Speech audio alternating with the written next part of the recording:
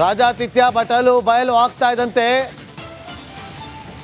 ಬೇರೆ ಬೇರೆ ಕಡೆ ರೇಡ್ಗಳಾಗ್ತಾ ಇತ್ತು. ಈಗ ನೂತನವಾಗಿ ಬಂದಂತ ಡಿಐಜಿ ದಿವ್ಯಾ ಅವರಿಂದ ದಾಳಿ, ಖಡಕ್ ವಾರ್ನಿಂಗ್, ಹಲವರನ್ನ ಎತ್ತಂಗಡಿ ಮಾಡಿತ್ತು.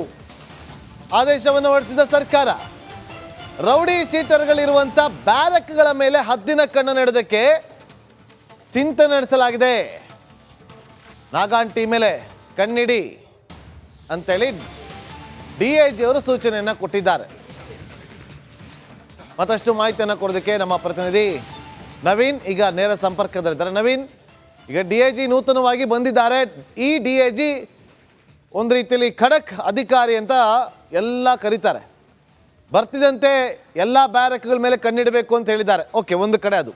ಮತ್ತೊಂದು ಕಡೆ ತನಿಖೆ, ಇವತ್ತು ಮತ್ತೊಂದು ಸುತ್ತಿನ ತನಿಖೆ ನಡೆಯುತ್ತೆ ಅಂತ ಹೇಳ್ತಿದ್ದಾರೆ. ಆ ಮೂಲಕ ಬಿಸಿ ಮುಟ್ಟಿಸ್ತಾರಾ ಅಥವಾ ಮತ್ತೊಮ್ಮೆ ಬಿಸಿ ಬಿಸಿ ಕಾಫಿ ಕೊಟ್ಟು ಕೂರಿಸಿ ಕಷ್ಟ ಸುಖ ವಿಚಾರಿಸ್ಕೊಳ್ತಾರಾ? ನವೀನ್,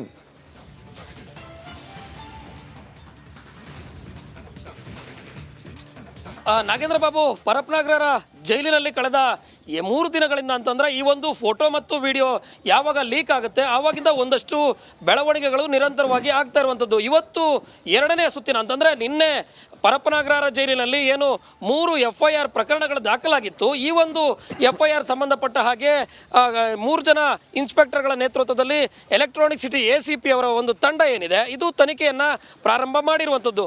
ನಿನ್ನೆ ಸಾಕಷ್ಟು ಪ್ರಶ್ನೆಗಳನ್ನ ದರ್ಶನ್ ಮತ್ತು ಅವರ ತಂಡಗಳಿಗೆ ಮಾಡಲಾಗಿತ್ತು. ಆದರೆ ಈ ಒಂದು ಮೊಬೈಲನ್ನ ಒಳಗಡೆ ತಂದಿರುವಂಥದ್ದು ಯಾರು, ಮೊಬೈಲ್ ಒಳಗಡೆ ಹೇಗೆ ಬಂತು ಅನ್ನೋದನ್ನ ಆರೋಪಗಳು ಕೇಳಿ ಬಂದಿರುವ ಏನು ಈ ಒಂದು ಕೊಲೆ ಪ್ರಕರಣದಲ್ಲಿ ಪರಪ್ಪನಗರ ಜೈಲು ಸೇರಿರುವ ವೇಲು ಹೇಳಬೇಕು.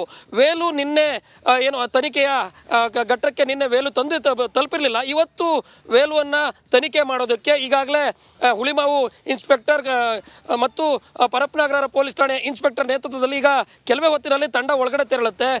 ದರ್ಶನ್ಗೂ ಕೂಡ ಇವತ್ತು ಈ ಒಂದು ಕೊನೆಯ ಹಂತದ ಒಂದಷ್ಟು ತನಿಖೆಯ ಪ್ರಶ್ನೆಗಳು ಕೂಡ ನಿನ್ನೆ ಬಾಕಿ ಉಳಿದಿರುವ ಹಿನ್ನೆಲೆಯಲ್ಲಿ ಇವತ್ತು ಜೈಲಿನ ಒಳಗಡೆ ಮೊಬೈಲನ್ನು ಒಳಗಡೆ ಯಾರು ಕೊಟ್ಟರು, ಗೇಟ್ ಮೂಲಕ ಒಳಗಡೆ ಹೋಗೋದಕ್ಕೆ ಸಹಕಾರ ಕೊಟ್ಟವ್ರು ಯಾರು, ಇದೆಲ್ಲ ಪ್ರಶ್ನೆಗಳು ಕೂಡ ದರ್ಶನ್ ಮತ್ತು ವೇಲು ಹಾಗೂ ವಿಲ್ಸನ್ ಗಾರ್ಡನ್ ನಾಗಾ ಸೇರಿದಂತೆ ಆ ಒಂದು ಪ್ರಕರಣದಲ್ಲಿ ಅಂದ್ರೆ ಸಂಪರ್ಕದಲ್ಲಿ ಮತ್ತೆ ನಿಮ್ಮನ್ನ ಸಂಪರ್ಕ ಮಾಡ್ತೀವಿ.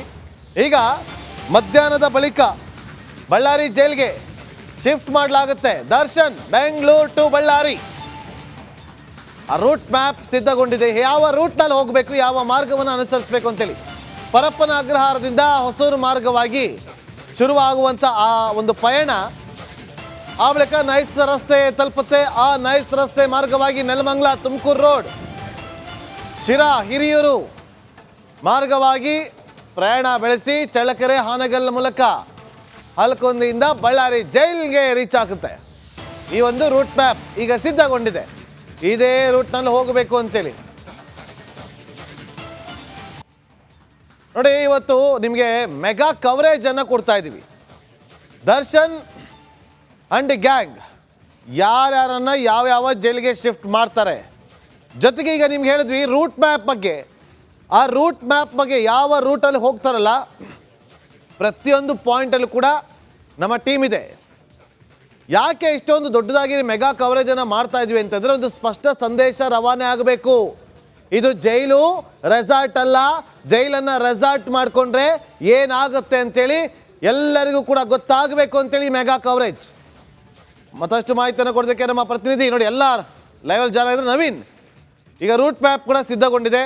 ಮಧ್ಯಾಹ್ನದ ಬಳಿಕ ಬೆಂಗಳೂರು ಟು ಬಳ್ಳಾರಿ ಪ್ರಯಾಣ ಆರಂಭ ಆಗುತ್ತಾ ಅಥವಾ ರಾತ್ರಿ ಶಿಫ್ಟ್ ಮಾಡ್ತಾರಂತಿತ್ತು, ಇವತ್ತು ಮಧ್ಯಾಹ್ನ ಅಂತಿದ್ದಾರೆ, ಅದನ್ನು ಮುಂದೂಡ್ತಾರೆ ಅಥವಾ ಮಧ್ಯಾಹ್ನದ ಬಳಿಕ ಶಿಫ್ಟ್ ಮಾಡೋದಕ್ಕೆ ಪ್ಲಾನಿಂಗ್ ಆಗಿದೆಯಾ ಅಥವಾ ಹೇಗೆ?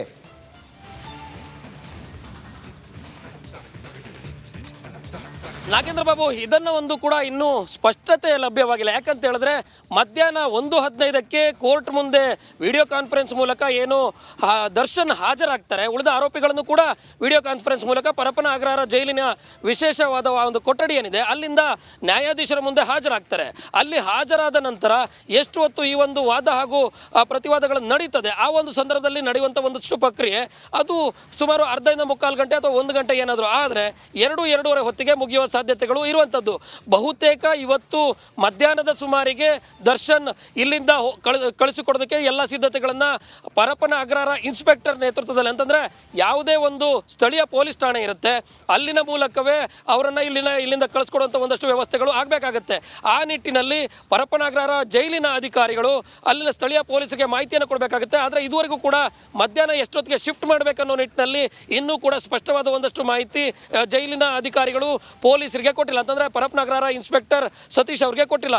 ಇವ್ರಿಗೆ ಯಾವಾಗ ಮಾಹಿತಿಯನ್ನು ಕೊಡ್ತಾರೆ ಅದಾದ ಬಳಿಕ ಇಲ್ಲಿಂದ ಹೊರಡೋದಕ್ಕೆ ಒಂದು ರೂಟ್ ಮ್ಯಾಪನ್ನು ಈಗಾಗಲೇ ಸಿದ್ಧ ಮಾಡ್ಕೊಂಡಿರುವಂಥದ್ದು. ಯಾಕಂತ ಹೇಳಿದ್ರೆ ಎಲ್ಲವೂ ಸಿದ್ಧ ಆದ ನಂತರ ಯಾವುದೋ ಒಂದು ರಸ್ತೆಯಲ್ಲಿ ಹೋದರೆ ಅಲ್ಲಿ ಅಭಿಮಾನಿಗಳು ಬರ್ಬೋದು ಅಥವಾ ಬೇರೆ ಬೇರೆ ರೀತಿಯ ಅಡ್ಡಿ ಆತಂಕಗಳು ಆ ಒಂದು ರಸ್ತೆಯಲ್ಲಿ ಆಗ್ಬೋದು. ಅಂದರೆ ಹೋಗುವಾಗ ಯಾವುದೇ ತೊಂದರೆ ಇರಬಾರ್ದು ಅನ್ನೋ ಕಾರಣಕ್ಕೆ ಪರಪ್ಪನ ಅಗ್ರಹಾರ ಜೈಲಿನಿಂದ ಹೊರಟು ಹೊಸರೋಡ್ ಮಾರ್ಗವಾಗಿ ಏನು ಹೊಸೂರು ಬೆಂಗಳೂರು ಮುಖ್ಯ ರಸ್ತೆಯನ್ನು ತಲುಪಿ ಅದಾದ ಬಳಿಕ ಹೊಸೂರು ಬೆಂಗಳೂರು ಮುಖ್ಯ ರಸ್ತೆಯಿಂದ ನೈಸ್ ರಸ್ತೆ ಮಾರ್ಗವಾಗಿ ತುಮಕೂರಿಗೆ ಹೋಗೋದು, ತುಮಕೂರಿನಿಂದ ಚಳ್ಳಕೆರೆ ಮಾರ್ಗವಾಗಿ ಏನು ಮುಂದುವರೆದು ಚಿತ್ರದುರ್ಗಕ್ಕೆ ಹೋಗೋಕ್ಕೆ ರೂಟ್ ಮ್ಯಾಪನ್ನು ಕೂಡ ಈಗಾಗಲೇ ಸಿದ್ಧತೆಯನ್ನು ಮಾಡಿಕೊಂಡಿದ್ದು, ಈಗಾಗಲೇ ಪೊಲೀಸ್ ಅಧಿಕಾರಿಗಳು ಏನು ಪರಪ್ಪನ ಅಗ್ರಹಾರ ಜೈಲಿನಿಂದ ದರ್ಶನ್ನ ಇಲ್ಲಿ ಕರೆದುಕೊಂಡಾದ ನಂತರ ಇಲ್ಲಿಂದ ನೈಸ್ ರಸ್ತೆವರೆಗೂ ಮುಂದುವರೆದು ಭಾಗವಾಗಿ ಅಲ್ಲಿ ಹೋಗಬೇಕಾದ್ರೆ ಪರಪ್ಪನ ಅಗ್ರಹಾರ ಪೊಲೀಸ್ ಠಾಣೆ ಇನ್ಸ್ಪೆಕ್ಟರ್ ನೇತೃತ್ವದಲ್ಲಿ ಒಂದು ಭದ್ರತೆಯನ್ನು ಕಲ್ಪಿಸಲಾಗುತ್ತೆ.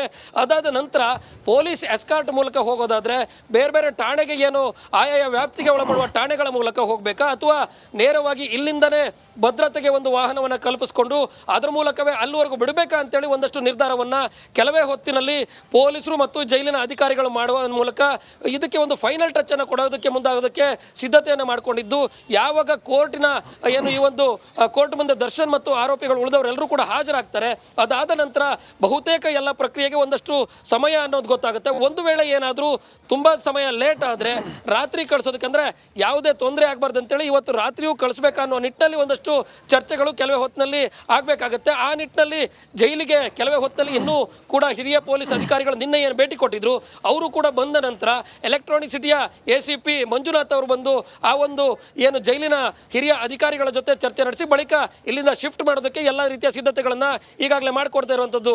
Nagendra Babu. Okay, thank you.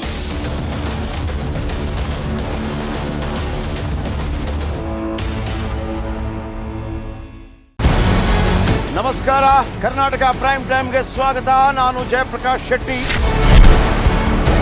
ಇಡೀ ಕರ್ನಾಡು ಇವತ್ತು ರೆಬೆಲ್ ಆಗಿ ನಿಂತಿದೆ. ಈ ಹಗರಣಗಳನ್ನು ಸದನದಲ್ಲಿ ಪ್ರಸ್ತಾಪ ಮಾಡಲು ಕೂಡ ಕಾಂಗ್ರೆಸ್ ಹಿಂದೇಟು ಹಾಕಿದ್ದೇಕೆ? ನಿಮ್ಗೆ ಸಂಬಳ ಅದಕ್ಕೆ, ನಿಮಗೆ ವಾಹನ ಅದಕ್ಕೆ, ನಿಮಗೆ ವೆಪನ್ ಅದಕ್ಕೆ, ನೀವು ಅದನ್ನು ಸೆರೆ ಹಿಡಬೇಕಾಗಿದೆ. ನೀವು ವಿದ್ಯುತ್ ಬರ ಇದೆ ಅಂತ ಹೇಳ್ತಾ ಇದ್ದೀರಿ, ಎಲ್ಲಿ ಬರ ಇದೆ ನೀವು ಹೇಳಬೇಕು.